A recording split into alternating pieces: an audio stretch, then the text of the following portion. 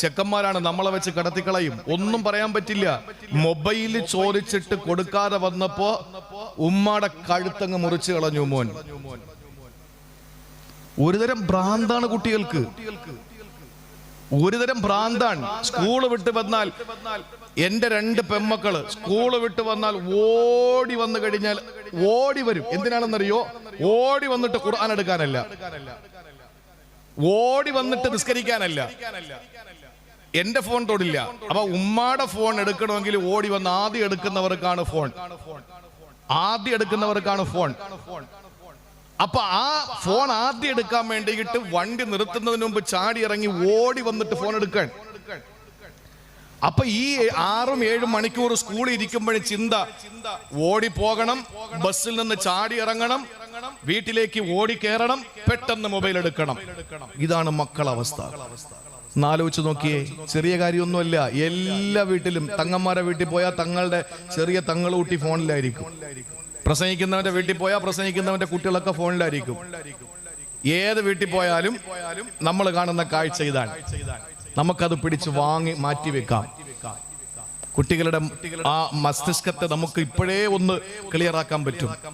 കഴിഞ്ഞില്ലെങ്കിലോ, ഒരുത്തൻ കള്ള് കുടിച്ചുകൊണ്ട് നിൽക്കുന്ന അവന്റെ കയ്യിൽ നിന്ന് കുപ്പി വാങ്ങി വലിച്ചെറിയാൻ നമുക്ക് കഴിഞ്ഞില്ല, അവൻ നമ്മൾ ഉപദ്രവിക്കുമെന്ന് ഭയമുണ്ടെങ്കിൽ ഔബി ലിസാനിഹി, രണ്ടാം ഓപ്ഷൻ. ഒന്ന് യദിഹി, കൈകൊണ്ടാണ്, പറ്റിയില്ല. രണ്ടാമത് നമുക്ക് ചെയ്യാൻ പറ്റും. എങ്ങനെ? എടാ ഇത് തെറ്റാണ് മോനെ, നിനക്ക് പറയുമ്പോ ദേഷ്യം വരും, നീ എന്നെ ചീത്ത പറയും, പക്ഷെ എന്റെ ഉത്തരവാദിത്വം ഞാൻ നിറവേറ്റുകയാണ്. മോൻ ഇത് അവസാനിപ്പിക്കണം. മോനെ, നിനക്ക് നല്ലൊരു ഭാവിയുണ്ട്, നീ മദ്യപിക്കരുത്, നിനക്ക് ഭാര്യയും മക്കളും ഉണ്ടാകേണ്ടതാണ്, നീ കഞ്ചാവ് വലിക്കരുത്, MDMA ഉപയോഗിക്കരുത്, ഇതൊക്കെ നിന്റെ ശരീരത്തിന് ഹാനികരമാണ്. ഇതൊക്കെ പറഞ്ഞ് അവനെ ഉപദേശിക്കാൻ നോക്കണം. അതിലൊന്നും അവൻ നന്നാവൂലെങ്കിൽ മൂന്നാമതൊരു ഓപ്ഷൻ ഉണ്ട്. ഈ 3 ഓപ്ഷനെ ഇസ്ലാമിലുള്ള മൂന്നാമത്തെ ഓപ്ഷൻ ഔബി ഖൽബിഹി, അവനോടുള്ള സഹകരണം അങ്ങ് മാറ്റിയേക്കണം.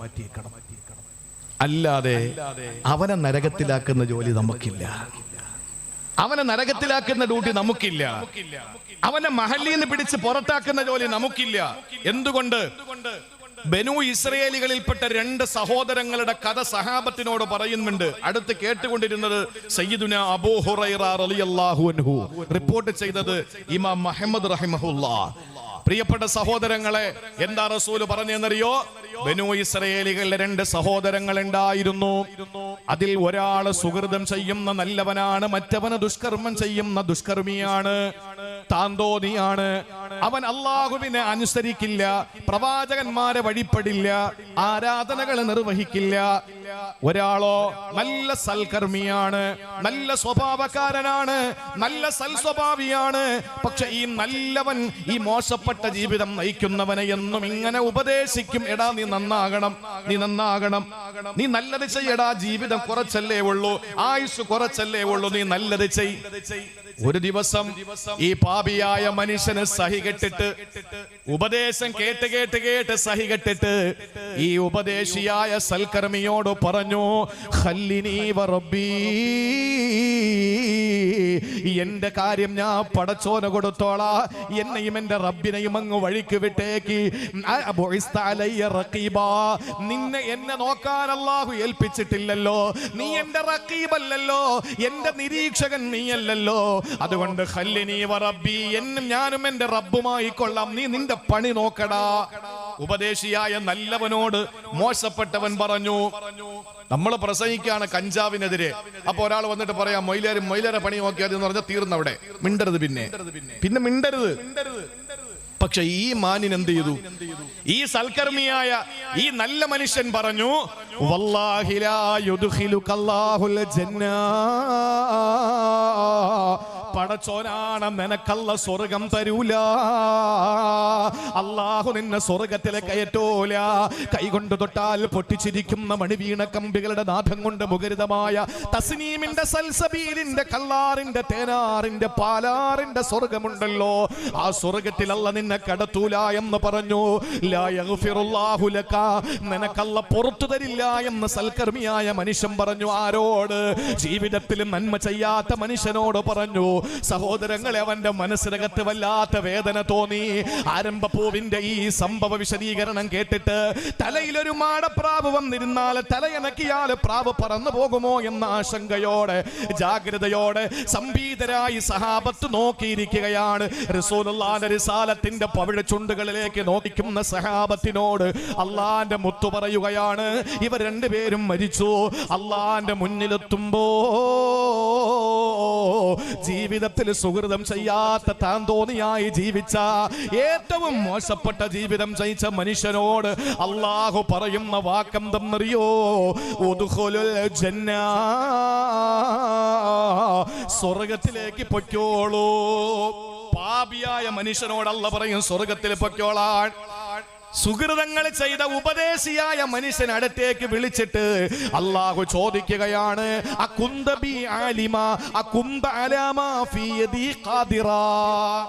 എടോ, നിന്നോട് ആര് പറഞ്ഞു ഞാൻ അവന് പുറത്തു കൊടുക്കൂലാന്ന്? നിന്നോട് ആര് പറഞ്ഞു ഞാൻ അവന് സ്വർഗം കൊടുക്കൂലാന്ന്? എന്റെ പണി നീ ഏറ്റെടുത്തോ. ഉദ്ഖുലുന്നാർ, കിടക്കടാ നരകത്തില്. ആര് ചോദിക്കാനുണ്ട്? അള്ളാഹുവെ, താൻ തോന്നിയ സ്വർഗത്തിൽ വിട്ടതെന്തെന്ന് ചോദിക്കാൻ ആരെങ്കിലും ഉണ്ടോ? സൽക്കർമ്മിയെ നരകത്തിലിട്ടത് എന്തിനാണെന്ന് ചോദിക്കാൻ സംഘടനകളുണ്ടോ? ഇല്ല. ലിമനിൽ മുൽക്കുൽ യൗം, ഇന്നാർക്കാണ് അധികാരമെന്ന് ചോദിച്ചപ്പോ അള്ളാഹുവെ നിനക്ക് മാത്രമാണെന്ന് ലോക ജനത വിളിച്ചു പറഞ്ഞു. ലില്ലാഹിൽ വാഹിദിൽ ഖഹാർ, ആർക്കൂല്ല, നീ തന്നെയാണല്ല. ആ സന്ദർഭത്തിൽ ഒരു മനുഷ്യനെ അല്ലാഹു തആല പാപിയെ സ്വർഗത്തിലിടാനും സൽക്കർമ്മിയെ നരകത്തിലിടാനും സ്വാതന്ത്ര്യമുള്ളത് ഫഇലു കുല്ലി മുംകിനിൻ ഔ തർക്കു, തോന്നും പോലെ ചെയ്യാനുള്ള അവകാശം അല്ലാഹുക്ക് മാത്രമേ ഉള്ളൂ. അതുകൊണ്ട് നമ്മൾ ആരെയും നരകത്തിലാക്കാൻ പോണ്ട. നമ്മൾ എന്തിനാണ് ഗാന്ധിജിക്ക് സ്വർഗം കൊടുക്കുന്നത്? നമ്മൾ എന്തിനാണ് മദർ തെരേസയ്ക്ക് നരകം കൊടുക്കുന്നത്? നമ്മൾ എന്തിനാണ് ഓരോ ആളുകൾക്ക് നരകവും സ്വർഗം കൊടുക്കാൻ പോകുന്നത്? അവനവൻ നരകത്തിൽ പോകാതെ സ്വർഗത്തിൽ പോകാനുള്ള കാര്യങ്ങൾ ചെയ്താൽ പോരെ? അതല്ലേ വേണ്ടത്? കാരണം നമ്മുടെ ഡ്യൂട്ടി എന്താണ്? നമ്മൾ മറ്റൊരാളെ ഉപദേശിക്കാം, സൽക്കർമ്മങ്ങളെ പറ്റിയിട്ട് ഗുണദോഷിക്കാം, ഇതൊക്കെ ചെയ്യാം. ഏതുവരെ? നീ നിന്റെ പണി നോക്കടാ എന്ന് പറയുമ്പോ നമ്മളെ പണി അവിടെ അവസാനിപ്പിച്ചിരിക്കണം. നമ്മുടെ പണി അവിടെ തീർത്തേക്കണം. അല്ലാതെ ഇനി അവന് സ്വർഗത്തിലാണ് നരകത്തിലാണെന്ന് പറഞ്ഞ് അവന്റെ പിന്നാലെ ഇങ്ങനെ നടന്നു പോകുന്ന, അവനെ പറ്റി ചികഞ്ഞന്വേഷണം നടത്തുന്ന പണി നമ്മുടെ ഡ്യൂട്ടിയല്ല. അതൊരിക്കലും നമ്മൾ ചെയ്യാൻ പാടില്ല. ഇതാണ് അള്ളാഹുവിന്റെ പ്രിയപ്പെട്ട പ്രവാചകൻ നമ്മെ പഠിപ്പിച്ചത്. അള്ളാഹു നമുക്ക് മനസ്സിലാക്കാനുള്ള തൗഫീക്ക് തരട്ടെ. 1 മണിക്കൂറാകാൻ പോവാൻ ശ്രദ്ധിച്ചോളീൻ. ഒരു മനുഷ്യന്റെ സ്വകാര്യതയിലേക്ക് ഒളിഞ്ഞു നോക്കാൻ ഒരാൾക്കും പാടില്ല. ഞാൻ എന്റെ പ്രിയപ്പെട്ടവരോട് അങ്ങേയറ്റത്തെ ബഹുമാനത്തോടെയും ആദരവോടെയും പറയുന്നു, ചെയ്യാൻ പറ്റുന്ന നന്മകളൊക്കെ ചെയ്തിട്ട് എങ്ങനെയെങ്കിലും നമുക്ക് രക്ഷപ്പെടാൻ സഹോദരങ്ങളെ. കാലം വല്ലാതെ മോശമാണ്, അന്തരീക്ഷം മലിനമാണ്, ജീവിത സാഹചര്യങ്ങൾ വല്ലാത്ത ഒരു പ്രതികൂല അവസ്ഥയിലാണ്. മുസ്ലിം സമുദായത്തിന്റെ അവസ്ഥ തീരെ എടുത്തു പറയാൻ പറ്റാത്തൊരവസ്ഥയിലാണ്. 4 ഭാഗത്ത് കഴുകന്മാര് വട്ടമിട്ട് പറക്കുകയാണ്, പരുന്ത് പട്ടമിട്ട് പറക്കുകയാണ്, വട്ടമിട്ട് പറക്കുകയാണ്. നമ്മളെ കൊത്തി നുറുക്കാൻ വേണ്ടിയിട്ട് 1000 കണ്ണുകളോടെ രൗദ്രതയോടെ ഇന്ന് ഹിംസാത്മകമായ നിലയിൽ ഇന്ന് 4 ഭാഗത്ത് ആളുകൾ ഇന്ന് കോപ്പുകൂട്ടിക്കൊണ്ടിരിക്കുകയാണ്. ഇതിനിടയിൽ ഈമാനികമായ ആവേശവും പരിവേഷവും നമ്മുടെ ജീവിതത്തിൽ നൽകിക്കൊണ്ട് എന്തെങ്കിലുമൊക്കെ ചെയ്ത് രക്ഷപ്പെടാനുള്ള മാർഗം നമ്മൾ തേടണം. അള്ളാഹു ഈമാൻ നൽകി അനുഗ്രഹിക്കുമാറാവട്ടെ. അതല്ലാതെ ആരാന്റെ കാര്യങ്ങൾ നോക്കി നടക്കേണ്ട പ്രിയപ്പെട്ടവരെ. നമ്മൾ ഒരുത്തന്റെ നേരെ വിരൽ ചൂണ്ടിയിട്ട് നിന്റെ തന്ത അല്ലെങ്കിൽ നിന്റെ തള്ള എന്നൊക്കെ വിളിക്കുമ്പോ, അല്ലെങ്കിൽ അവനെ മോശമായ പദപ്രയോഗങ്ങൾ നടത്തുമ്പോ ചിന്തിക്കണം, ബാക്കി 3 വിരലും നിന്റെ നെഞ്ചത്തേക്കായിരിക്കുന്നത്. ഒരുത്തന്റെ ഈ വിരലിന്റെ പേരെന്താ? ഖിൻസർ, ബിൻസർ, വുസ്ത, മുസബ്ബിഹ, ഇബ്ഹാം. ഇതാണ് വിരലുകളുടെ പേര്. ഖിൻസറും ബിൻസറും വുസ്തയും മുസബ്ബിഹായും ഇബ്ഹാമും. ചെറുവിരൽ, അതിനുശേഷം ഇങ്ങോട്ടുള്ള 4 വിരലുകളിൽ 2 പേരുള്ള ഒരൊറ്റ വിരലേ ഉള്ളൂ. അത് ഈ വിരലാണ്. ഈ വിരലിന് മുസബ്ബിഹ എന്ന് പറഞ്ഞാൽ പ്രിയപ്പെട്ട സഹോദരങ്ങളെ, അതുപോലെ മറ്റൊരു പേരും കൂടിയുണ്ട്, സബ്ബാബത്ത്. എന്താ സബ്ബാബത്ത് എന്ന് പറഞ്ഞാൽ? ചീത്ത പറയുന്ന വിരല് എന്ന്. ഈ വിരലിനാണ് ചീത്ത എന്ന് പറയുന്ന വിരല്. ഈ വിരൽ ചീത്ത വാക്കെന്ന് പറയാൻ അല്ലെങ്കിൽ ചീത്ത പറയുന്ന വിരലെന്ന് പറയാൻ കാരണം എന്താണ്? നമ്മൾ ആരും ഒരുത്തന്റെ നേരെയും ചെറുവിരൽ ചൂണ്ടിയിട്ട് സംസാരിക്കാറില്ല. നമ്മൾ ചൂണ്ടുന്നത് ഈ ചൂണ്ടുവിരലാണ്. ഇങ്ങനെ ചൂണ്ടിട്ടാ തന്നെ സംസാരിക്കുന്നു. അപ്പൊ നോക്കേ, 3 വിരൽ എന്റെ നേരെയാണ്, 3 വിരൽ എന്റെ നേരെയാണ്. എന്തിന് നമ്മൾ ആരാന്റെ ഔറത്തിലേക്ക് നോക്കണം? അതുകൊണ്ട് അള്ളാഹു ശക്തമായി തജസ്സുസ്, സ്വകാര്യതയിലേക്കുള്ള ഒളിഞ്ഞു നോട്ടം നിഷിദ്ധമാക്കിയിരിക്കുകയാണ്. ഇനി ചിലർക്ക് വേറൊരു പരിപാടി ഉണ്ട്. എന്താണെന്നറിയോ? ഇപ്പോ 2 പേര് സംസാരിച്ചുകൊണ്ടിരിക്കുക, അൻവരിയും പിന്നെ ഉസ്താദും കൂടി സംസാരിച്ചുകൊണ്ട് നിൽക്കുക. ഇവരിങ്ങനെ സംസാരിച്ചുകൊണ്ട് നിൽക്കാൻ ഞാൻ ഇങ്ങനെ നോക്കുമ്പോ എന്താണെന്നറിയോ? യഥാർത്ഥത്തിൽ അവര് ചിന്തിക്കുന്ന എന്താണ്? അങ്ങോട്ട് നോക്കിക്കൊണ്ട് നിൽക്കാൻ. അങ്ങോട്ട് നോക്കുന്ന എന്തിനാണ്? നന്നായിട്ട് കാത് ഇവരുടെ നേരെയായി. അപ്പൊ നന്നായിട്ടത് കേൾക്കാം. ഒരാളുടെ രഹസ്യ സംഭാഷണത്തിലേക്ക് ഒളിഞ്ഞു നോക്കുന്നവൻ അള്ള കൊടുക്കുന്ന ശിക്ഷ എന്തെന്നറിയോ?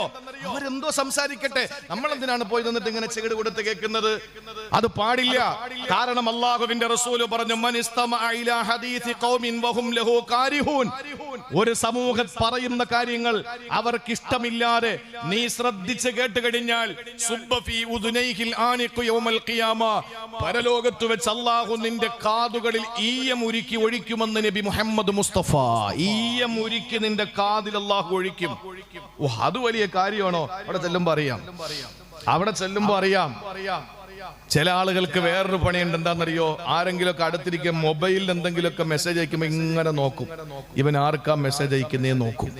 അങ്ങനെ നോക്കുന്നവൻ എന്താ അള്ളാന്റെ റസൂല് പറഞ്ഞ ശിക്ഷ എന്നറിയോ? മൻ അല്ലറ ഫീ കിതാബി അഖീഹി ബിഗൈരി ഇദ്നിഹി.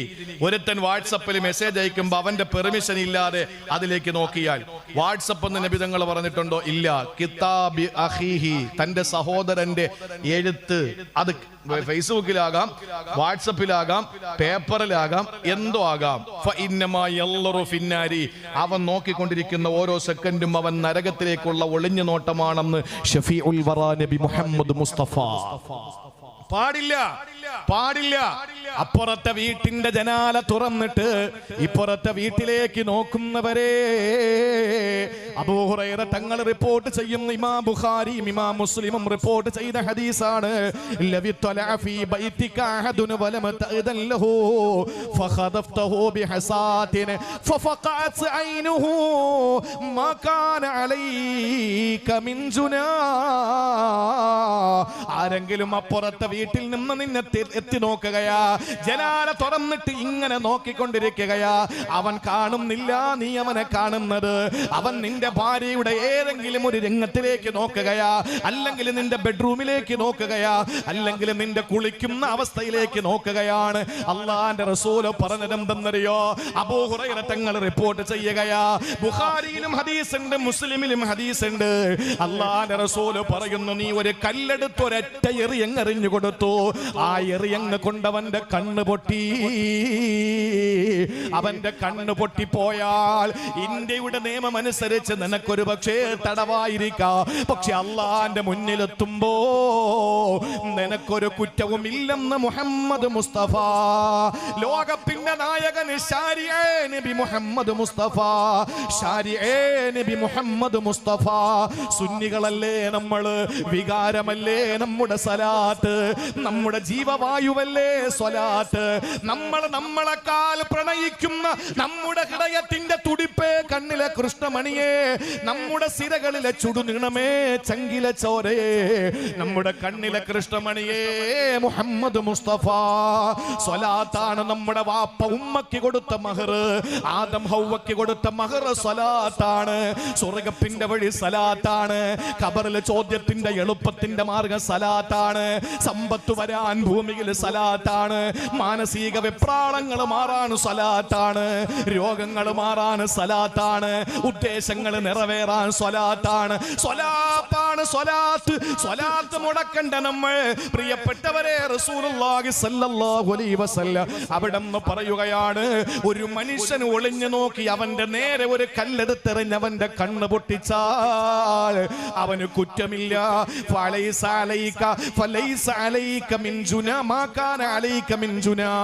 അള്ളാന്റെ മുമ്പിൽ നിനക്ക് കുറ്റമൊന്നുമില്ല, അള്ളാന്റെ മുമ്പിൽ നിനക്ക് കുറ്റമൊന്നുമില്ല. ഇത് റസൂലുള്ളാഹ് പറയുക മാത്രമല്ല, സഹൽ ഇബ്നു സഈദ് സാഇദി റളിയല്ലാഹു അൻഹു സഹാബിയാണ്, പ്രമുഖനായ സഹാബിയാണ്. അല്ലാഹു സഹാബാക്കളെ കാണാൻ നമുക്ക് ഭാഗ്യം തരട്ടെ, സഹാബത്തിനെ കാണാനുള്ള ഭാഗ്യം തരട്ടെ. നേരിട്ട് കാണാൻ പറ്റൂലല്ലോ. അവരിൽ മരണപ്പെട്ട് കിടക്കുന്ന സ്ഥലങ്ങളിൽ ചെന്ന് ഒന്ന് സലാം പറയാനുള്ള ഭാഗ്യം അല്ലാഹു തരട്ടെ. പോകണം സഹോദരങ്ങളെ, കാശും കെട്ടിപ്പിടിച്ചുകൊണ്ടിരുന്ന പോരാ, പോകണം. വെറും മക്കത്ത് പോയി ഉംറയും ചെയ്ത് മദീനയിൽ പോയി സിയാറത്ത് ചെയ്ത് നമ്മുടെ ജീവിതത്തിൽ എല്ലാമായി എന്ന് ധരിക്കരുത്. പോകണം, പോകണം. നമ്മൾ സഹാബാക്കളെ തേടി ടൂറിന് കൊടൈക്കനാലും ഊട്ടിയിലും മൈസൂറിലും മസനക്കുടി വഴി ഊട്ടിയിലുമല്ല പോകേണ്ടത്, ഭാര്യയും കൂട്ടിയിട്ട് പോകണം. സഹാബാക്കൾ അന്തിയിറങ്ങുന്ന സ്ഥലങ്ങളിൽ മസനക്കുടി പോയാൽ ഒരുത്തനും പ്രശ്നമല്ല, ഊട്ടി പോയാൽ ഹദീസിലുണ്ടോ എന്ന് ചോദിക്കൂല, കൊടൈക്കനാലിൽ കറങ്ങാൻ പോയാൽ ബുഖാരിയിലുണ്ടോ എന്ന് ചോദിക്കൂല. പക്ഷേ ഏതെങ്കിലും ഒരു സഹാബിയുടെ കബറിന്റെ അടുത്ത് അസ്സലാമു അലൈക്കും എന്ന് പറഞ്ഞാൽ ഉടനെ ഫത്വകൾ ഇങ്ങനെ തുരുതുരെ വന്നുകൊണ്ടിരിക്കും. എന്തിനാ ജാറത്തി പോകുന്നത് ഖുറാഫി, എന്തിനാ മക്കാമി പോകുന്നത് ഖുറാഫി, ഇവനൊന്നും വേറെ ഒരു പണിയില്ല, നാണമില്ലല്ലോ മേലനങ്ങി പണിയെടുത്തിട്ട് ജീവിക്കാൻ. ഇങ്ങനെ കുറെ എണ്ണം നടക്കാൻ. സങ്കടത്തോടെ പറയാ, ഞാൻ ഇന്നിപ്പോ ഞായറാഴ്ചയാണ്, കഴിഞ്ഞ ഞായറാഴ്ച ഇതേ സമയത്താണ് ഞാൻ എന്റെ വീട്ടിലെത്തിയത് ഈജിപ്തിൽ നിന്ന്. എന്തോരം എന്റെ ജീവിതത്തിലും മദീനയും മക്കയും കഴിഞ്ഞാൽ ഞാൻ ഉള്ളു തുറന്ന് സന്തോഷിച്ചൊരു യാത്ര, അത് ഈജിപ്ത് യാത്രയായിരുന്നു. മഹാനായ വഖീഅ റഹിമഹുല്ലാ, ഷാഫി ഇമാമിന്റെ ഉസ്താദാണ് ഇമാം ഷാഫി റഹിമഹുല്ലാ, ശിഷ്യഗണങ്ങളിൽപ്പെട്ട സക്കരിയ അൻസാർ റളിയല്ലാഹു അൻഹു, ലൈസ് റളിയല്ലാഹു അൻഹു, നഫീസത്തുൽ മിസ്രി ഹുസൈൻ റളിയല്ലാഹു അൻഹുവിന്റെ ശിരസ് മഹാനായ ഇബ്നു ഹജർ അൽ അസ്ഖലാനി റളിയല്ലാഹു അൻഹു അവിടുന്ന് കൈറോയിൽ നിന്ന് നേരെ അലക്സാണ്ട്രിയയിൽ പോയപ്പോ മഹാനായ ബൂസുരി റഹിമഹുല്ലാ ബുർദ എഴുതിയ മഹാനവറുകളുടെ ഉസ്താദ് ഇമാം മുർസി തങ്ങൾ, എന്തൊരു വികാരമാണ്. ദുന്നൂനുൽ മിസ്രി റളിയല്ലാഹു അൻഹു, റാബിയത്തുൽ അദവിയ റളിയല്ലാഹു അൻഹ. അത് കഴിഞ്ഞിട്ട് തൊണ്ടയിൽ പോയിട്ട് മഹാനായ അഹമ്മദ് ഇബ്രാഹിം ദസൂഖി തങ്ങൾ, അഹമ്മദുൽ ബദവി തങ്ങൾ, ഹാറൂൻ നബി അലൈഹിസ്സലാം, ഇങ്ങനെ ഒരു പിടി മഹാരഥന്മാരുടെ ഖബറിങ്ങൾ പോയിട്ട് സലാം പറയാനുള്ള ഭാഗ്യം കിട്ടി. അത് ഞാൻ പോയത് നമ്മുടെ സമൂഹം, നമ്മളെ സ്നേഹിക്കുന്ന ഒരു സമൂഹം. ഞാനിപ്പോ പരപ്പനങ്ങാടിയിൽ വന്നിറങ്ങുമ്പോ എന്നെ ക്ഷണിക്കാൻ വേണ്ടി വന്ന ലുക്മാൻ സാഹിബ്, അതുപോലെ തന്നെ ഒത്തിരി സഹോദരങ്ങളുണ്ട്, ഫൈസി, അതുപോലെ ഇവരൊക്കെ വന്ന് വളരെ സ്നേഹത്തോടുകൂടി, നമ്മൾ യൂട്യൂബിലും ഫേസ്ബുക്കിലൊക്കെ കണ്ടിട്ടുണ്ട്, ആദ്യമായിട്ട് നേരിട്ട് കാണുന്നത്. അതൊരു ബറക്കത്താണ്. അത് എന്നുള്ളതല്ല, ഒരു സത്യവിശ്വാസി, കാസർഗോഡുള്ള സത്യവിശ്വാസിയെ കാണാൻ വേണ്ടി ചെമ്മാടെന്ന് ട്രെയിൻ കയറിയാൽ മലക്ക് വന്നിട്ട് ചോദിക്കും, നീ എവിടേക്കാ പോകുന്നത്? എന്റെ സഹോദരനെ കാണാൻ. എന്തിനാ പോകുന്നത്? നിങ്ങൾ തമ്മിൽ പണമിടപാടുണ്ടോ? ഇല്ല. പിന്നെന്താ? പണ്ട് ഗൾഫിൽ വെച്ചുള്ള ബന്ധം, പ്രസംഗം കേട്ട ബന്ധം. ആ യാത്ര മൻസിലും ഫിൽ ജന്ന, ആ യാത്ര കൊണ്ട് നിനക്കുള്ള നേട്ടം റസൂലുള്ളാഹി പറയുന്നു, സ്വർഗ്ഗത്തിൽ ഒരു വീട് നിർമ്മാണമാണ്. അത് പുണ്യമല്ലേ പരസ്പരം കാണുക. അപ്പൊ എന്നെ സ്നേഹിക്കുന്ന ആളുകൾ കണ്ടോട്ടെ, അവർക്കും ഒരു ആഗ്രഹം തോന്നട്ടെ എന്ന് പറഞ്ഞിട്ട് അതിട്ടപ്പോ അതിന്റെ അടിയിൽ വന്ന് ഇങ്ങനെ കമന്റ് എഴുതുക, മരിച്ച ആളുകളുടെ അത് പിന്നെ പൊതുസമൂഹം അങ്ങനെയാണ്. 4 പെൺകുട്ടികൾ മണ്ണാർക്കാട് വഴി പോകുന്ന കോഴിക്കോടേക്ക് പോകുന്ന ഭാഗത്ത് പാലക്കാട് നിന്ന് കല്ലടിക്കോടിനടുത്തുള്ള വളവിൽ 13 വയസ്സുള്ള നിതയും ഇർഫാനയും ആയിഷയും ഒരു സിമന്റ് ലോറിയുടെ അടിയിൽപ്പെട്ട് ചതഞ്ഞരഞ്ഞ് മരിച്ചു പോയപ്പോ ചാണകം തലയിൽ കുത്തി നിറച്ച വിവരദോഷികളുടെ മെസ്സേജ് നിങ്ങൾ കണ്ടില്ലേ? എന്തായിരുന്നു? മേത്തച്ചികളല്ലേ, പോട്ടെ, ഒരു കുഴപ്പമില്ല. ഇത്രയും മനസ്സാക്ഷി ഇല്ലാത്ത മൃഗങ്ങളായി പോയല്ലോ മനുഷ്യൻ, മലയാളികൾ. റഹീമിന് കോടികൾ പിരിച്ചു കൊടുത്തു, ശരിയാ. ഒരാവശ്യം വന്ന കാസർഗോഡ് നിന്ന് തിരുവനന്തപുരം RCCയിലും SATയിലും മെഡിക്കൽ കോളേജിലും അനന്തപുരിയിലും ഒക്കെ കൊണ്ടുപോകാൻ വേണ്ടി റോഡ് വിശാലമാക്കി കൊടുത്തിട്ട് ആംബുലൻസ് കടത്തിവിടുന്ന കേരളീയ സമൂഹത്തിന്റെ കയ്യടി ഒരുപാട് നേടിയിട്ടുണ്ട്, ശരിയാ. പക്ഷേ മസ്തിഷ്കത്തിൽ ഇപ്പോഴും പിന്നെ പകയും വർഗീയതയും കൊണ്ട് നടക്കുന്നവരാണ് മലയാളികൾ. മലയാളികളെ പോലെ ഇത്രയും മോശമായ കമന്റുകൾ പറയുന്ന ഒരു മഖ്ലൂഖ് അല്ലാഹുവിന്റെ പടപ്പിലില്ല. ഗൗരവമാണ് പ്രിയപ്പെട്ട സഹോദരങ്ങളെ. സഹൽ ഇബ്നു സഈദ് സായിദി, ഞാൻ അങ്ങനെ പോയ യാത്രയിലാണ് ഉഖ്ബത്ത് ബിൻ മഹാനായ അംർ ഇബ്നു ആസ് റളിയല്ലാഹു അൻഹുവിന്റെ ഖബർ കണ്ട് അകത്തോട്ട് കയറുമ്പോ മഹാനായ ഒരു സഹാബിയുടെ ഖബർ, ആ സഹാബി റിപ്പോർട്ട് ചെയ്ത ഹദീസ് മുമ്പിൽ എഴുതി വെച്ചിട്ടുണ്ട്. നമ്മുടെ നെഞ്ച് കത്തും. ഇത് ആരായി കിടക്കുന്ന? മുത്ത് നബിയുടെ മുഖത്തേക്ക് നോക്കിയിരുന്ന സഹാബിയല്ലേ ഈ കിടക്കുന്നത്? നമ്മൾ ആരെ കാണുന്നത്? നമ്മൾ ആരുടെ ഖബറിന്റെ അടുക്കലാ പോകുന്നത്? നമ്മൾ പോകേണ്ടത് സഹാബത്തിന്റെ ഖബറിന്റെ അടുക്കലാണ്. നമ്മുടെ ഈമാൻ വർദ്ധിക്കും. അള്ളാഹു തൗഫീക്ക് തരട്ടെ. തൂര് സീനയിൽ ചെന്നിട്ട് വാദിൽ മുഖദ്ദസ് എന്ന് ഖുർആൻ പറഞ്ഞു, ഇന്നക ബിൽ വാദിൽ മുഖദ്ദസി തുവാ, അങ്ങ് പരിശുദ്ധ താഴ്വരയിലാണ്, ഫഖ്ലഅനഅലേക്ക് ചെരുപ്പൂരി വെക്കൂ എന്ന് പറഞ്ഞ ആ താഴ്വരയിൽ ചെന്ന് നിൽക്കുമ്പോൾ ഉണ്ടല്ലോ, നെഞ്ചിങ്ങനെ പിടയ്ക്കും. സാമിരി പശുക്കുട്ടി ഉണ്ടാക്കിയ സ്ഥലം. അതുപോലെ തന്നെ മഹാനായ മൂസാ നബി അലൈഹിസ്സലാം നോക്കി നിൽക്കുമ്പോ തജല്ലി, ആ മലയിൽ നബി അള്ളാഹുവിന്റെ പ്രകാശം വന്ന മല. ഇതൊക്കെ കാണാതെ ഈ മരിച്ചുപോയ സ്വർഗത്തിൽ പോയിട്ട് ഇതൊക്കെ കാണണമെന്ന് പറഞ്ഞാൽ നടക്കുവോ? അവിടെ ഇതിനെങ്ങാനും സമയമുണ്ടോ? അവിടെ സുഖിക്കാനും രസിക്കാനും അല്ലാഹു തന്ന സ്ഥലമല്ലേ. അതുകൊണ്ട് പോകണ സഹാബാക്കളുമായിട്ട് ബന്ധമുണ്ടാകണം. സഹൽ ഇബ്നു സഈദ് സായിദി റളിയല്ലാഹു അൻഹു പറയുകയാണ്, മുത്തഫഖുൻ അലൈഹിയായ ഹദീസാണ്. ഒരിക്കലും നബി തങ്ങളുടെ റൂമിൽ ഒരുത്തൻ ഒളിഞ്ഞു നോക്കി, അള്ളാന്റെ ഹബീബിന്റെ റൂമിൽ ഒരുത്തൻ ഒളിഞ്ഞു നോക്കി. നന്നായിട്ട് കേട്ടോ, മുത്തഫഖുൻ അലൈഹി. ബുഖാരിയിലുണ്ടോ എന്ന് ചോദിക്കണ്ട, ഉണ്ട്, മുസ്ലിമിലുണ്ട്. അള്ളാന്റെ റസൂലിന്റെ വീട്ടിലേക്ക്, റൂമിലേക്ക് ഒരുത്തൻ ഒളിഞ്ഞു നോക്കുകയാണ്. ആ സമയത്ത് നബി തങ്ങളുടെ കയ്യില് തല ചൊറിയുന്നൊരു വടിയുണ്ടായിരുന്നു, തല ചൊറിയുന്നൊരു തടിയുണ്ടായിരുന്നു. നബി തങ്ങൾ തലയൊക്കെ ചൊറിയാൻ വേണ്ടി ചില വടികൾ, നമ്മുടെ കമ്പോ എന്തെങ്കിലുമൊക്കെ ആയിരിക്കാം, അങ്ങനെ തല ചൊറിയാനും മുതുകു ചൊറിയാനൊക്കെ ഉപയോഗിക്കുന്ന ഒരു സാധനം. അപ്പൊ ഇയാൾ ഇങ്ങനെ ഒളിഞ്ഞു നോക്കുകയാണ്. ആ സമയത്ത് അല്ലാഹുവിന്റെ റസൂൽ അവനോട് പറഞ്ഞു, ലൗ അഅലമു അന്നക തൻളുറുനി, എടാ നീ എന്നെ നോക്കുകയാണെന്ന് ഞാൻ അറിഞ്ഞിരുന്നെങ്കിൽ ലതനഅതു ബിഹി ഫീ ഐനൈക, നിന്റെ കണ്ണ് ഞാൻ കുത്തിപ്പൊട്ടിച്ചേനെ. ഇതാരാ പറഞ്ഞത്? ഇതാരായി പറയുന്ന? ഒരു ഉറുമ്പിനെ നോവിക്കരുതേ എന്ന് പറഞ്ഞ പ്രവാചകൻ സല്ലല്ലാഹു അലൈഹി വസല്ലം. ഒരു ഉറുമ്പിനെ നോവിക്കരുതേ എന്ന് പറഞ്ഞ പ്രവാചകൻ. അത്തിപ്പറ്റ ഉസ്താദൊക്കെ എന്തും മഹാന്മാര്. അവരൊക്കെ യഥാർത്ഥത്തിൽ അവരൊക്കെ ഈ കാലഘട്ടത്തിൽ ജീവിച്ചിരുന്നപ്പോൾ നമ്മൾ പലപ്പോഴും ചിന്തിച്ചു പോയി, അത്തിപ്പറ്റ ഉസ്താദൊക്കെ ജീവിക്കാൻ മാത്രം മനോഹരമാണോ നമ്മുടെ ഈ കാലഘട്ടം? അത്തിപ്പറ്റ ഉസ്താദിന്റെ ശരീരത്തിലൂടെ ഒരു ഉറുമ്പ് കയറിപ്പോയപ്പോ അതിനെ എടുത്തിട്ട് കൂടെ ഉള്ള ആളിനോട് പറയാ, ഇത് ഞാൻ ഏതെങ്കിലും കറാമത്തില്ലാത്ത മായാവി കഥ തള്ളിമറിക്കുകയൊന്നുമല്ല, ഞാൻ കണ്ടോണ്ടിരുന്ന കാര്യമാണ്. കയ്യിലേക്കെടുത്ത് കൊടുത്തിട്ട് പറഞ്ഞു, ആളുകൾ നടക്കാത്തെടുത്ത് കൊണ്ടിടാൻ. കാരണം ആരെങ്കിലും നടന്നു പോകുമ്പോ ഉറുമ്പിനെ ചവിട്ടിക്കൊണ്ടു പോയാൽ ആ ഉറുമ്പിനെ കൊന്നതിന് സമാധാനം പറയണ്ടേ? അതുകൊണ്ട് ആരും നടക്കാത്തൊരു സ്ഥലത്ത് കൊണ്ടിടാൻ വേണ്ടി പറഞ്ഞിട്ട് മേലൂടെ ഓടിപ്പോയ ഉറുമ്പിനെ കയ്യിലേക്ക് എടുത്തിട്ട് അടുത്ത് നിൽക്കുന്ന ഖാദിമിന്റെ കയ്യിൽ കൊടുത്തു വിട്ട മഹാനായ വലിയന്റെ പേരാണ് മഹാനായ മുഹയ്യിസുന്ന ശൈഖുന അത്തിപ്പറ്റ ഉസ്താദ് നവ്വറല്ലാഹു മർഖദ. വളാഞ്ചേരിയിൽ ഫതുഹുൽ ഫത്താഹിന്റെ അകത്തളങ്ങളിൽ ഇങ്ങനെ വിശ്രമിക്കുന്നുണ്ട്. എന്തിനാ പ്രിയപ്പെട്ടവരെ? ഒരു മനുഷ്യനെ വേദനിപ്പിക്കരുത്, ഒരു കുഞ്ഞിനെ പോലും, ഒരു ഉറുമ്പിനെ പോലും വേദനിപ്പിക്കരുതെന്ന് പഠിപ്പിച്ച നബിതങ്ങൾ പറയാണ്, എടാ നീ എന്നെ നോക്കുകയാണെന്ന് ഞാൻ അറിഞ്ഞിരുന്നെങ്കിൽ ഞാൻ കണ്ണു കുത്തിപ്പൊട്ടിച്ചേനെ എന്ന് പറഞ്ഞാൽ നബിതങ്ങൾ അവിടെ അത്രയും വയലന്റ് ആകാൻ കാരണം ഈ വിഷയം അത്രയും ഗൗരവമായത് കൊണ്ടാണ്. അതുകൊണ്ട് ഒളിഞ്ഞു നോട്ടങ്ങ് മാറ്റി വെച്ചേക്ക്. മറ്റൊരാളുടെ സ്വകാര്യതയിലേക്ക് നമ്മൾ ഒളിഞ്ഞു നോക്കരുത്. അള്ളാഹു നമുക്ക് മനസ്സിലാക്കാനുള്ള തൗഫീക്ക് നൽകി അനുഗ്രഹിക്കുമാറാവട്ടെ. ആരും ഇനി നമ്മുടെ ഉത്തരവാദിത്തം ഏൽപ്പിച്ചെന്നിരിക്കട്ടെ.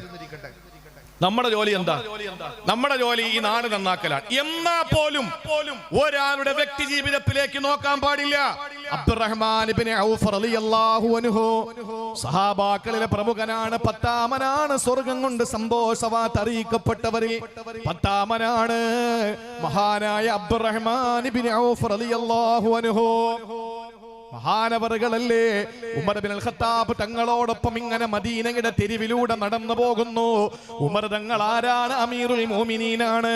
പരിശുദ്ധമായ മദീനത്തിന്റെ ഭരണാധികാരിയാണ്. ഇസ്രയും കൈസറയും വിറപ്പിച്ച നേതാവാണ്. ശൈത്താൻ പോലും പേടിച്ച് റൂട്ടുമാറി പോകുന്ന ലോകത്തെ ഏറ്റവും വലിയ തൗഹീദിന്റെ നായക ഉമർ ഇബ്നുൽ ഖത്താബ് റളിയല്ലാഹു തആല അൻഹു. ഒരു കാലഘട്ടത്തിൽ ഹംദമയുടെയും ഖത്താബ് ഖത്താബിന്റെയും മകനായി ചെറിയ കാലഘട്ടത്തിൽ മലഞ്ചെരിവുകളിലൂടെ ആട്ടിൻപറ്റങ്ങളെ മേച്ച് നടന്ന് സിറിയയിലും യമനിലും പോയി പട്ടുവസ്ത്ര വ്യാപാരം നടത്തി ഉക്കാല ചന്തയുടെ മുതലാളിയായി മാറിയ ഒരു വേള മുത്തുനബിയെ കൊല്ലാൻ ഊരിപ്പിടിച്ച ഖഡ്ഗവുമായിട്ട് ഓടിച്ചെന്നിട്ട് അള്ളാന്റെ ഹബീബിന്റെ മുമ്പിലെത്തിയിട്ട് വാള് ദൂരേക്ക് വലിച്ചെറിഞ്ഞ് കെട്ടിപ്പിടിച്ച് വാരിപ്പുണർന്ന് ഇടയത്തിന്റെ ഉള്ളറകളിലേക്ക് തൗഹീദിന്റെ വെള്ളി വെളിച്ചം സ്വീകരിച്ചെടുത്ത് ആ വെള്ളി വെളിച്ചത്തിലൂടെ മഹാനായ ഉമർ തങ്ങൾ ആഗ്രഹിച്ചപ്പോൾ 15 താഴെ 10 മുകളിൽ ആയത്തല്ല ഇറക്കി കൊടുത്ത 10 മുകളിൽ 15ഓളം വരുന്ന ആയത്തുകൾ അല്ലാഹു ഉമർ തങ്ങളുടെ മനസ്സിന്റെ മോഹം പോലെ ഇറക്കി കൊടുത്ത രണ്ടാമത്തെ ഖലീഫ സയ്യിദുനാ ഉമറുൽ ഫാറൂഖ്.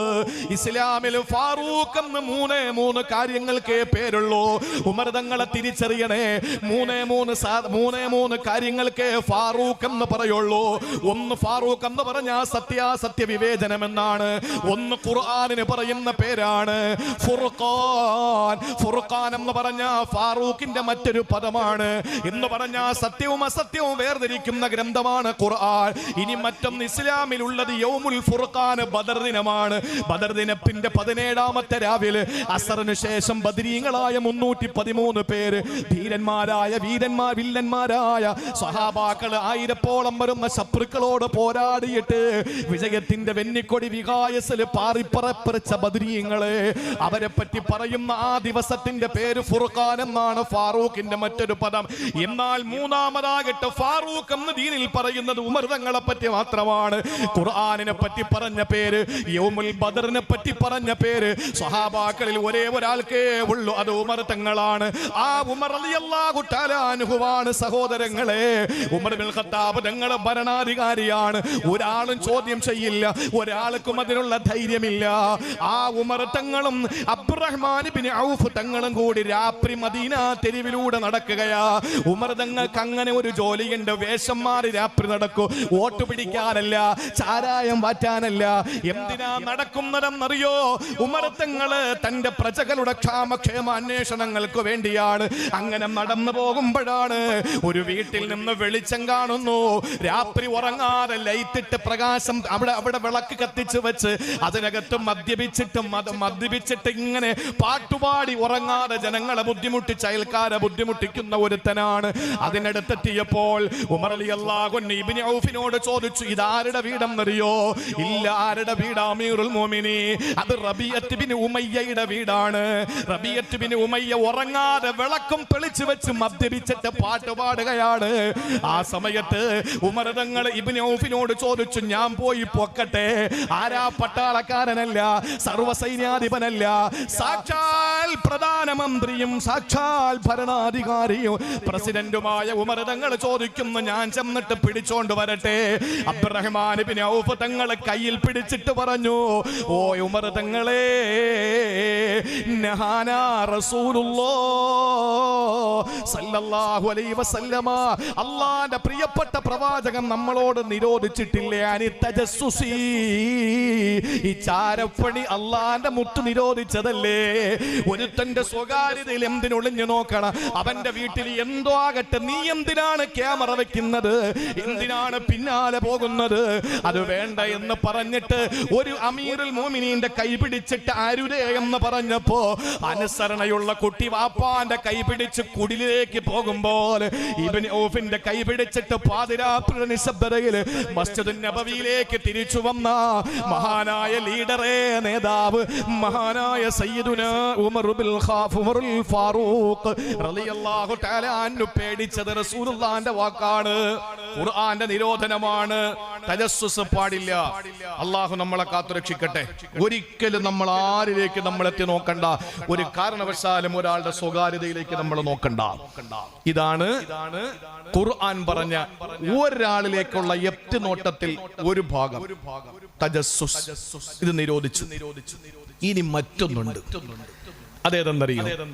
അതിന് പറയുന്നത് ഒരു പുള്ളിയുടെ കുറവേ ഉള്ളൂ, തഹസ്സുസ്.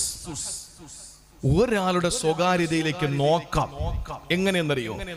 അയാൾ എത്ര റക്അത്ത് നിസ്കരിക്കുന്നു? മുത്തഅല്ലിമീങ്ങൾ ഉസ്താദിനെ കണ്ടാണ് വളരുന്നത്. ഉസ്താദ് എത്ര മണിക്ക് എഴുന്നേക്കും? ഉസ്താദ് എത്ര പേജ് ഖുർആൻ ഓതും? എത്ര സംഭവങ്ങളാണ് നമ്മുടെ മുമ്പിലുള്ളത്. ഇത് ഇസ്ലാമികമാണ്, കൂലി കിട്ടുന്ന കാര്യമാണ്. ഒന്ന് നന്നായിട്ട് കേട്ടോളി. ഞാൻ ചുരുങ്ങിയ വാക്കിൽ പറയാം. അള്ളാഹു നമുക്ക് ബോധം തരട്ടെ. ഖുർആൻ പഠിക്കാൻ അള്ളാഹു നമുക്ക് ഭാഗ്യം തരട്ടെ. ഖുർആനുമായി നമുക്ക് ലയിച്ചു ചേരാൻ അള്ളാഹു നമുക്ക് തൗഫീക്ക് നൽകി അനുഗ്രഹിക്കുമാറാവട്ടെ. സഹോദരങ്ങളെ, ഇനി രണ്ടാമത്തെ കാര്യമാണ് ഞാൻ പറയുന്നത്. ഒരാളുടെ സ്വകാര്യതയിലേക്ക് ഒളിഞ്ഞു നോക്കുമ്പോ അത് അയാളിൽ നിന്ന് നല്ല കാര്യങ്ങൾ പഠിക്കാനും നമ്മുടെ ജീവിതത്തിൽ പ്രാവർത്തികമാക്കാനുമാണെങ്കിൽ അത് നല്ലതാണ്. ഖുർആൻ ഇത് പറഞ്ഞിടപ്പെടുന്നറിയോ? നമ്മൾ ഇങ്ങനെ അന്വേഷണ ത്വര, അത് ഖുർആൻ പറഞ്ഞത് സൂറത്ത് യൂസുഫിലാണ്. സൂറത്ത് യൂസുഫിലാണ്. ഖുർആൻ പഠിക്കി. അള്ളാഹു നമുക്ക് ഖുർആൻ പഠിക്കാനുള്ള തൗഫീക്ക് തരട്ടെ. ഖുർആൻ മാത്രം മതി. ഇപ്പോ ഞാൻ ഒരു കാര്യം തുറന്നു പറയാം. ഈ ലൈവ് പ്രഭാഷണങ്ങൾ എന്നുണ്ടായോ, ആ ലൈവ് ചില കാര്യങ്ങൾ നമ്മൾ ചിലത് പൊതിഞ്ഞ് പറയേണ്ടി വരും. ചില കാര്യങ്ങൾ, ആ കാര്യങ്ങൾ പൊതുസമൂഹത്തിന്റെ മുമ്പിൽ എത്തപ്പെടുമ്പോഴാണ് നിരീശ്വരവാദികൾ ഉണ്ടാവുന്നത്. അങ്ങനെയാണ് പലപ്പോഴും നമുക്ക് അബദ്ധങ്ങൾ ഉണ്ടായത്. അതുകൊണ്ട് തന്നെ നമ്മൾ പരിശുദ്ധമായ ഖുർആനും പരിശുദ്ധമായ ഹദീസുകളും കൂടുതൽ പഠിക്കേണ്ട ഏറ്റവും പ്രധാനപ്പെട്ട ഒരു കാലം അത് ഈ കാലഘട്ടമാണ്. ഖുർആനിൽ നമുക്ക് ആഴത്തിലുള്ള ഒരു പഠനം അനിവാര്യമാണ്. അതിന് എങ്ങനെയൊക്കെ നമുക്ക് ഏതെല്ലാം രീതിയിൽ നമുക്ക് ഖുർആൻ പഠിക്കാൻ കഴിയുമോ നമ്മളത് മുതലാക്കണം. കാരണം അള്ളാഹുവിന്റെ വിശുദ്ധമായ ഖുർആൻ കാറ്റിൽ പറത്തുന്ന ഒരു സാഹചര്യമാണ് നിലവിലുള്ളത്. സൂറത്ത് യൂസുഫ്, ഞാൻ ഒരൊറ്റ കാര്യം അതിന്റെ കൂട്ടത്തിലൊന്ന് പറഞ്ഞോട്ടെ. സൂറത്ത് യൂസുഫ് അതിനൊരു പ്രത്യേകതയുണ്ട്. എന്താണെന്നറിയോ? അംബിയ, ഖസസ്, ആലു ഇമ്രാൻ, അങ്ങനെ വ്യത്യസ്തമായ അധ്യായങ്ങളിലാണ് നബിമാരുടെ ചരിത്രങ്ങൾ കിടക്കുന്നത്. പക്ഷെ സൂറത്ത് യൂസുഫിന്റെ പ്രത്യേകത എന്തെന്നറിയോ? യൂസുഫ് നബിയുടെ ചരിത്രം ഒരൊറ്റ അധ്യായത്തിൽ അല്ലാഹു തആല പറഞ്ഞു. ഇവർക്ക് ചായ വല്ല കൊടുക്കുന്നുണ്ടോ? പായസം കൊടുത്താ? ഇതിനകത്ത് കൊടുത്തോ? ഇനി ഒരു ആകെ നമുക്കൊരു 3/4 മണിക്കൂറേ ഉള്ളൂ. നന്നായിട്ടൊന്ന് കേട്ടോളി. കാരണം വലിയ ത്യാഗമാണ് പ്രസംഗം. പ്രസവത്തെക്കാൾ ബുദ്ധിമുട്ടാണ് പ്രസംഗം എന്ന് പറയുന്നത്. നമ്മൾ വിചാരിക്കും നല്ല സുഖമാണ്. ലേബർ റൂമിൽ പ്രസവ വേദന എടുക്കുന്ന ഒരു പെണ്ണിനെ ആ പ്രതീതിയാണ് പ്രസംഗിക്കുന്ന ആള്. അപ്പൊ നിങ്ങളുടെ അവസ്ഥയോ? ലേബർ റൂമിന്റെ പുറത്ത് നിൽക്കുന്ന ഭർത്താവിന്റെ അവസ്ഥയാണ്. എന്താണ്? ടെൻഷനും ഒരു വെപ്രാളവും. അത് ഞാൻ കാണുന്നുണ്ട് ചിലരിൽ. എങ്ങനെയെന്നറിയോ? ചിലർക്ക് ബോക്സിന്റെ ശബ്ദം പിടിക്കൂല. പക്ഷെ നമുക്ക് നിവൃത്തിയില്ല. നമ്മളിപ്പോൾ ദൂരോട്ട് മാറിയെന്ന് ഇങ്ങനെ കാര്യം പറഞ്ഞുകൊണ്ടിരുന്ന മൈക്ക് സെറ്റുകാരന് ഞാനും പിന്നെ 2-3 സംഘാടകരും മാത്രമേ ഉണ്ടാവും. ജനങ്ങൾക്ക് ഇഷ്ടപ്പെടുന്ന രീതിയിൽ മൂസാ നബി അലൈഹി സ്വലാത്തു വസ്സലാം പ്രസംഗിക്കാൻ ഇച്ചിരി പിന്നില. നാവിൻ്റെ ഒരു കെട്ട് അദ്ദേഹത്തിന് വലിയൊരു തടസ്സമായിട്ട് വന്നു. അങ്ങനെ ഫിർഔന്റെ അടുത്തേക്ക് പോകാൻ വേണ്ടി അള്ളാഹു കൽപ്പിച്ചപ്പോൾ മൂസാ നബി പറഞ്ഞു, എൻ്റെ നാവിൽ കെട്ടുണ്ടല്ലോ പടച്ചോനെ, പ്രസംഗിക്കാൻ ഞാൻ ഇച്ചിരി പിന്നില. അതുകൊണ്ട് എൻ്റെ സഹോദരൻ ഹാറൂൻ നല്ല പ്രസംഗിക്കും, കൂടെ വിട്ടു തരണമെന്ന് പറഞ്ഞു. അങ്ങനെയാണ് ഹാറൂൻ നബിയെ കൂടെ വിട്ടത്. ഞാൻ ആ ഖബർ കണ്ടു. അള്ളാഹു അവരുടെ ഗുരുത്വപുരുത്വം നമുക്ക് തരട്ടെ. ഹാറൂൻ നബി അലൈഹിസ്സലാമും മൂസാ നബിയും കൂടി നേരെ ഫിർഔന്റെ കൊട്ടാരത്തിൽ പോയിട്ടാണ് പ്രസംഗിച്ചത്. പ്രഭാഷണം ദീനിന് വലിയ മുതൽക്കൂട്ടാണ്. അപ്പൊ അതുകൊണ്ട് നിങ്ങൾ ശ്രദ്ധിച്ചാൽ അതിൻ്റെ ഒരു ഗുണം എനിക്കുണ്ട്, ഇതിന്റെ സംഘാടകർക്കുണ്ട്. ഒരുപാട് ത്യാഗപ്പെട്ടാണ് ഈ പരിപാടി സംഘടിപ്പിച്ചത്. ഇവിടെയൊക്കെ വാഴയും അല്ലേ എന്തൊക്കെയായിരുന്നു, വാഴയും പല സാധനങ്ങളൊക്കെ ആയിരുന്നു. ഇപ്പൊ നോക്കിയ ഒരു നല്ലൊരു ഓഡിറ്റോറിയത്തിന്റെ ലുക്ക്. ഇങ്ങനെ ആവണമെങ്കിൽ എന്തുമാത്രം ഈ പണിപ്പെട്ടിട്ടുണ്ടാവണം, എന്തുമാത്രം കഷ്ടപ്പെട്ടിട്ടുണ്ടാകണം. അപ്പോ അത്രയും വലിയ ത്യാഗം അവരും ചെയ്തു. നിങ്ങളോ? എന്തെല്ലാം പണിയുള്ളതാ നാളെ? ഇപ്പൊ നിങ്ങൾക്ക് എന്തെല്ലാം പണിയുണ്ട്? ഈ വിശ്വാസികളായ നിങ്ങൾ ഇവിടെ വന്നില്ല എങ്കിൽ ആരെങ്കിലും നിങ്ങളെ മഹല്ലിൽ നിന്ന് പുറത്താക്കുവോ? നിങ്ങൾക്ക് എന്തെങ്കിലും നടപടി ഉണ്ടാവും? ഒന്നുമില്ല. പിന്നെ നിങ്ങൾ വന്നതോ നിങ്ങളെ മഹലു ഫളില, നിങ്ങളുടെ ഔദാര്യമാണ് നിങ്ങളീ വന്നത്. അള്ളാഹു നിങ്ങളുടെ കൽബിൽ പോണമെന്ന് തോന്നൽ തന്നു. ഈ മജ്ലിസുൽ ഇൽമിൽ വന്നിരിക്കാനുള്ള ഭാഗ്യം നിങ്ങൾക്ക് തന്നു. അങ്ങനെ നിങ്ങൾ വന്നു. ഈ പരിപാടി വിജയിച്ചു.